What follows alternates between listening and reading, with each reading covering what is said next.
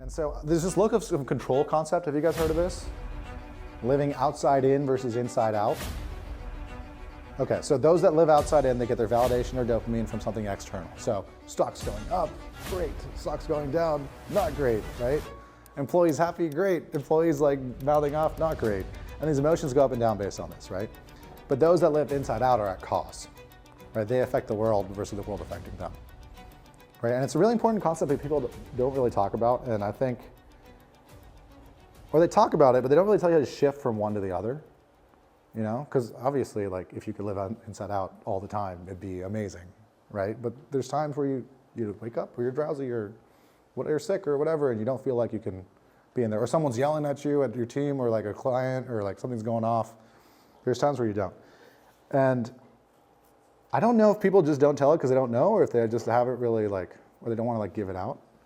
But I want to be able to tell you guys different things that shift that. And I've spent literally over 6 figures over the last 12 months identifying what the best of the best do to make sure that you guys can get it too. And so I'm just going to give you the shift because I think this identifies the life of a founder pretty well. And so on the left, you're going to see the entrepreneur, and behind him is their family, and behind them are their friends. And they're saying, are we on a ride? And the entrepreneur's like, oh, we're on a roller coaster, right? New customer, need money, I want to quit, this is fun. That's so true. That's so true. Right? So everybody experiences this. Everybody. Right? Whether you're at 1 million or 100 million or 1 billion, like some of my friends, everybody experiences this roller coaster journey. Right? And so we want to make sure that you can get out of it. Anytime that it's going down, there's the loop ends and you're going to go back to being happy. But while you're in it, it's so painful. And so we want to make sure you get out of it. So this is key for this. I've shown you guys this in different ways. This is actually the core behind what are the different stages in the founder levels. And it's the psychology of it. What are your needs at those different levels? At the bottom level is certainty. You got to ask yourself, where do you get your certainty from? Do you get it from food?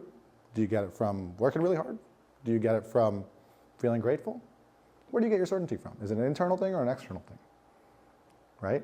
And I do this multiple times a day. I'm always checking where these things are coming from because when it's internal, the world's easy, Next is variety.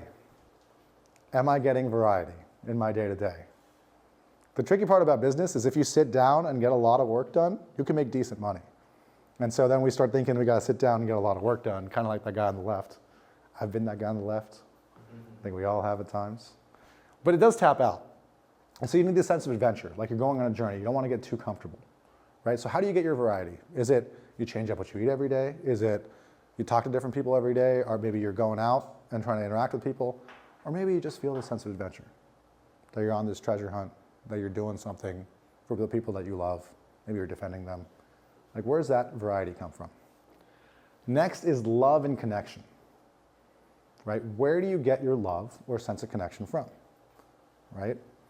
And a lot of people will get it from external people, right? They're like, oh, that person loves me, amazing. That person loves me, amazing, right? This is great. Or that person said something to me, or that person clearly cares about what I'm building, right? There's many different versions of this. Or it could be I care. Right? I care about what they're building. I care that this person's in my life. Right? And that's not the exact syntax of both of them, but just find out where you get this stuff from. Right? It's just really simple stuff. And then lastly is significance. This one's tricky because the status is something that's really pushed in the Western culture. Like the higher status you have, the more free shit you get. It's actually pretty common. The more money you have, the less you have to pay for stuff. And so it gets really tricky and you can get trapped in this a lot. And so you got to decide where you get your significance from. Is it from, hey, I get to work on really important stuff? That might not be the best. Is it from I went to this college or I went to this thing? That also might not be. They're all external. The internal thing is, what's the reason that I do this?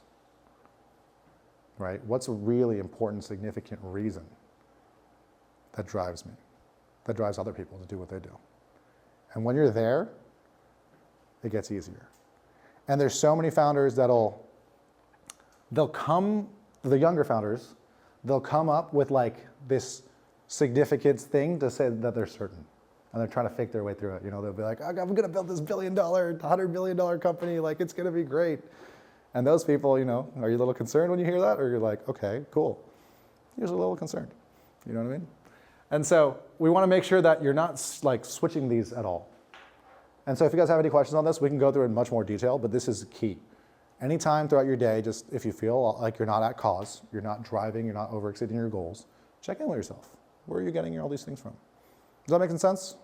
Cool. Once you're above this, you're growing, you're contributing, you're operating at a whole different level, your team is operating at a whole different level, you're attracting the right people in your team.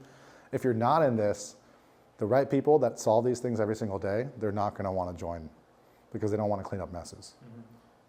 What's an internally driven significance? Purpose. So it's like something that you want to see for humanity that is, well, I would assume out of love.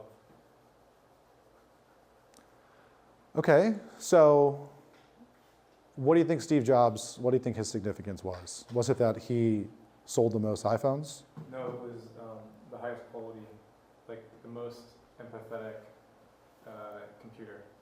That was what, I'm projecting, I'm sure that a part of me is projecting my own beliefs, but I think the satisfaction that he derived was the consideration of the products that he put in the marketplace. So if you read his book, it's connecting people to their creativity.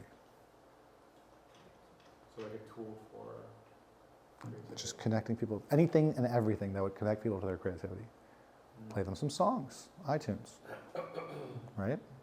Let them pull up videos, iPhone. Let them call the people they love, right? It's anything that does that core thing. And we're going to go into what really drives a company and really grows companies later, because you had asked about that. And so we'll go much deeper into this. But it's the mission and vision statement of your company.